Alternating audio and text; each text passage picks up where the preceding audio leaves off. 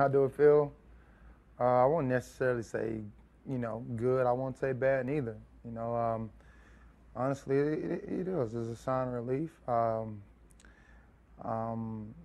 about to enjoy what I always wanted to do, and let's play this game at a high level. You know, it's a new chapter. There's only one way I can look at it. It's just time to move on and go on to the next. Honestly, I didn't know what to expect, but there's a lot of personal things, that I thought about, that could potentially play a factor, which it did, but, it didn't bother me because at the end of the day, I believe in myself and I believe in my ability. I believe who I am as a person. I'm a good person. My teammates know that I'm a great person, and I'm going to ride with that. I'm going to continue to keep letting that lift me and just not get discouraged and just go do what I love to do, just play ball. Really, I'm not really here to bash anybody, but, they know, man. They know. The way this whole situation got handled. I feel like I asked, some of them to be a man about some of the situations a long time ago, and they couldn't. And, I'm not talking about no player, because, all of the players, we A1, that's one thing that we did. We learned from one another. And they couldn't. I'm trying my best to sugarcoat it, but I can't, just to be honest, some of the coaches, man. And, like, I'm a direct guy, and I only know one way to be. I wake up, sleep, breathe football.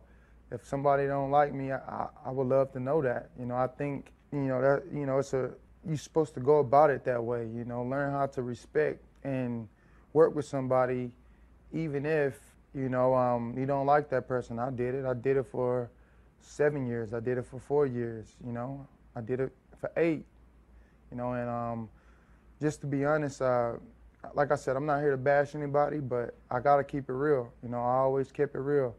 Jerry Jones, he loved me to death, and I love him too. I honestly believe in my heart, this was a hard decision for him, but, it's when it's 5 or 6 guys at a table against one guy, you got to do it. Like Jerry told me in that meeting, in our meeting, he didn't ask me to take a pay cut. He didn't want that. And that further lets me, believe what I thought a long time ago. I don't know. I don't want to say it's emotional, but I'm trying the best. Like I said, I'm trying my best to, like I said, I'm not trying to call anybody out, but at the same time, this situation was very unfair to me. When the business side of sports collides with emotions and they meet at the same intersection, oftentimes dollars and cents win out over any sentimental attachment you have to one particular player.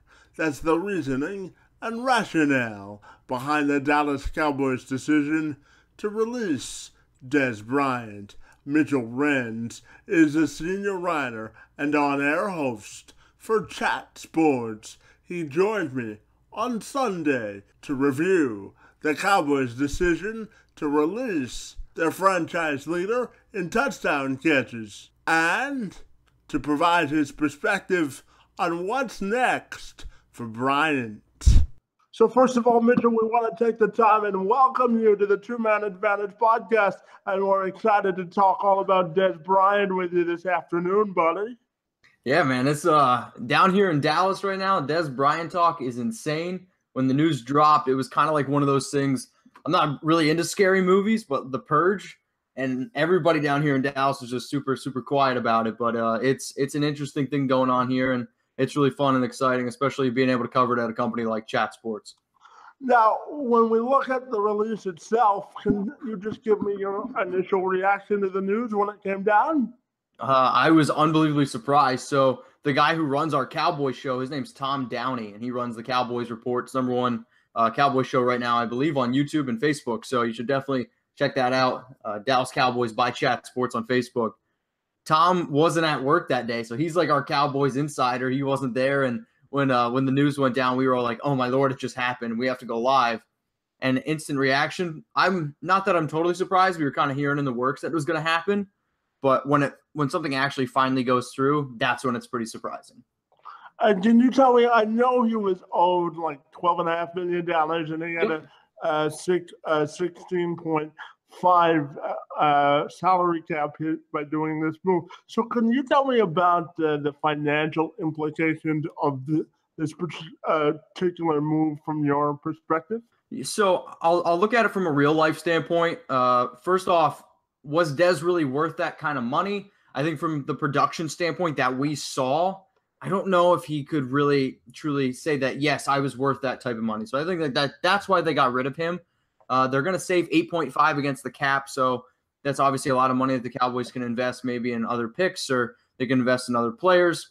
The thing that really hurt Dez, though, was his contract lacked a very, very key clause, and that was a roster bonus paid clause. So if Dez would have had this clause in his contract, he could have made the Cowboys make a decision on him much earlier. So when the new year began March 14th, if the Cowboys would have been like, yeah, Dez, we're not going to pay you, Dez could have been like, okay, I'm out of here. I'm going to go somewhere else.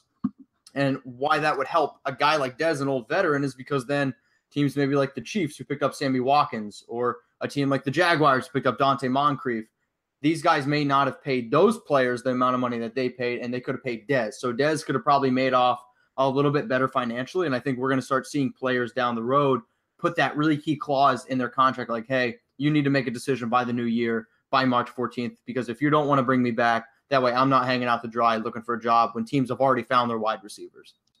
And tell me, how much do you think his off-the-field antics or on-the-field behavior contributed to this decision? I'll go about it from two standpoints. So from like what I read and what I've just seen from like Dez in general, his relationship with Jerry Jones was rock solid. And he even like said in his interview, that it probably was really hard for Jerry to let him go. And Jerry and him were really close. And I mean, you saw that on the field. Then you look at his relationship with Garrett. And then you look at his relationship maybe inside that locker room. He had a really key quote that he said yesterday, basically saying that he's going to text the guys, the Garrett guys, like he's going to let them know how he feels. And he was really upset the fact that he wasn't named a team captain. And I mean, you're talking about the five captains that they had, I believe, was Dak, Sean Lee, and now I'm looking like an idiot, Scandrick. Regardless, like they didn't name Dez Bryant as a captain, and he was really upset about that. And I think he kind of, played with a little bit of a chip on his shoulder, and Dez already had that chip. And I think for a Cowboys team that's just going in a different direction right now, it's I think that definitely led into it, but I don't know if that was everything that had to do with it. Now, you talk about a different direction. Can you give me from your perspective what that different direction may look like? I think they're just going to try to go to a little bit more, I don't want to say conservative, but Dak and Dez they didn't have very good chemistry. I mean, they had only 53% completion percentage when Dak would target Dez, and this team wants to run the football more. They don't have a lot of money, and when you're going to pay a guy that type of contract who didn't have 100 yards receiving at a single game last year, and then you're just talking about who's kind of battled injuries the last few years, and if he's not getting along with the team, if you want to go younger and you want to run the ball more, I don't know if you can justify paying a guy like that, because they need to build that defense. They need another linebacker. I love Sean Lee. I'm a big Penn State guy, but he can't stay healthy. And then when you lose a few key pieces in the secondary, you just have to invest in other areas. And I think was the ultimate reason why Dez isn't on the team. Now, I don't know if I totally agree with it, because if the Cowboys truly believe that they're a better team without Dez, I don't believe that. Now, roster-wise, what do you think the Cowboys are going to do at wide receiver now? Pray. I mean, who do they have? They have Terrence Williams. They have Allen Hurns now, who's coming over from the Jaguars, Cole Beasley, Deontay Thompson, Switzer, Noah Brown, Cannon. But the Terrence Williams had 53 catches last year. Allen Hurns had 39. Beasley had 36. I mean, these are guys who aren't wide receiver ones. I don't even know if they're 1Bs. Like Terrence Williams and Allen Hurns, you could really argue that this is the worst receiving core in the NFL right now without a guy like Dez Bryant. And for Dak, showed that he struggled a little bit.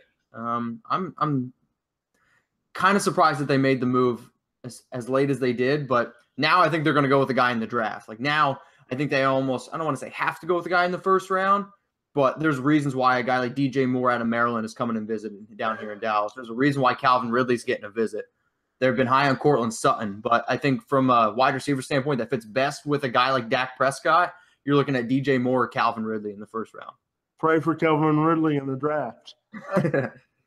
I know when we look at the difference between a business decision and a production decision, certainly his 2015 injury sort of slowed down his production. So can you talk to me about the balance between the business side of this decision versus the emotional side for Jones personally versus what others in the organization were influencing him to do? So from a business standpoint, if a wide receiver, let's say, I mean, in real life or in anything, like if I go to my job tomorrow at Chat Sports and I put my feet up on the desk and I don't put the production out that they feel like I deserve or money-wise, they're going to let me go. And that's just like that's real life. Like that's business. So when you're considering paying a wide receiver $12.5 million, who hasn't had 1,000 yards receiving since 2014, 3 years, yeah, and has battled injuries. Like I understand Dez is a red zone monster, but if him and Dak is the future of that team, like I think Ezekiel Elliott is the best offensive player on the team, but if that Cowboys team really believes that Dak is the guy, then he's the most important piece. And if you don't have a guy who gets along with him or doesn't mesh well with him and the rest of the offense, you need to move on. And that's a real life football decision. But from a money standpoint, you can't argue. I think it's hard to argue that Dez Bryant at this point in his career is worth $12.5 million.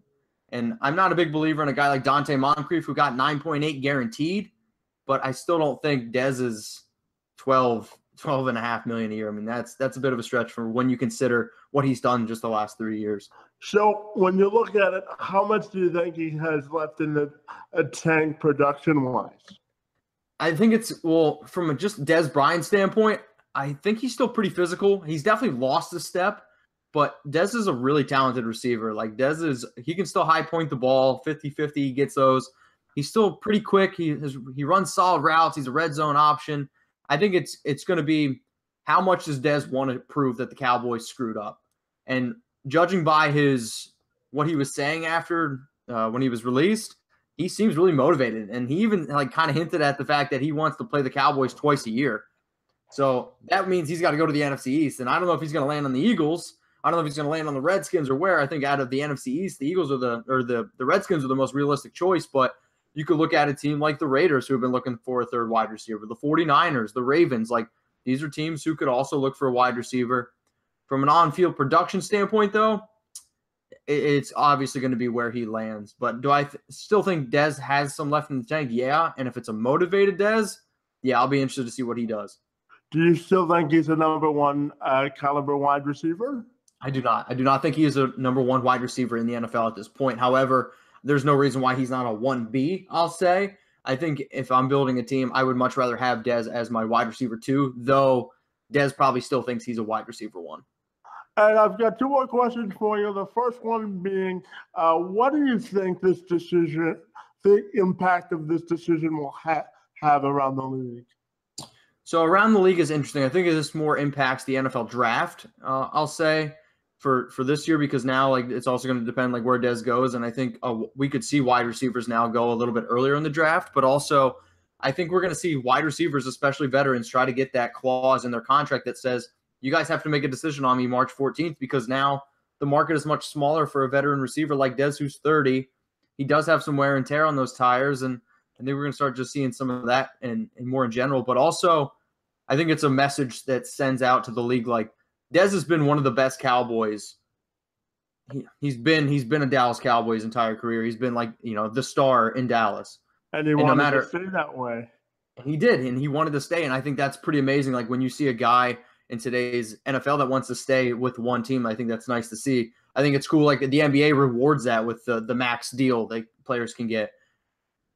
It's one of those things, though, even no matter how good you are or what you've done for the team in the past, if you're still not putting that product out on the field, they're going to let you go. And I think that's a message that a lot of veterans are going to start receiving. And I know that the draft this year is in Dallas, so can you give me a sense of what the buzz around that is down there now? Oh man, I don't want to say it's like Mardi Gras because that might be a little too much. But you could definitely, so like the signs are starting to come out. The people are starting to get, like the bars, I'll say, they're starting to put out all this NFL draft stuff. And even at work, like we can start to feel it now too. I mean, we are super pumped up. Like we know the hours are about to be long, but I mean, how often do you get to cover an NFL draft and say like, yeah, like that's my job. That's what I get paid for. And just the city of Dallas in general is one of the coolest areas I've ever been in. I've lived in a few other cities, but Dallas right now is popping because of the NFL draft. It's in Arlington, so it's still kind of a little bit of ways from me, but you can definitely see the buzz is starting to get going. You're not that excited, I guess. Huh? No, I'm only kidding. Yeah, you can tell. I sort of, kind of. So when we look at the draft, what are you most looking forward to covering outside of the Cowboys, bud?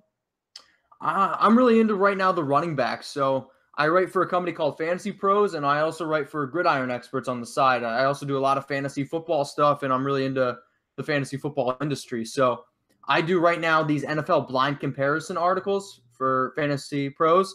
So if you type in Saquon Barkley, you type in Darius Geis, Sony Michel, Nick Chubb, Kerryon Johnson, Ronald Jones Jr., Rashad Penny, all these rookie running backs, and you type in fantasy football, my articles will be the very first ones that pop up on Google. So I just really want to see from the NFL draft standpoint where those guys go. And I want to see if like my NFL comparisons match like what I saw from like their college production, from their tape, from their combines. I can't wait to see where the running backs go. I can't wait to see where the top wide receivers go.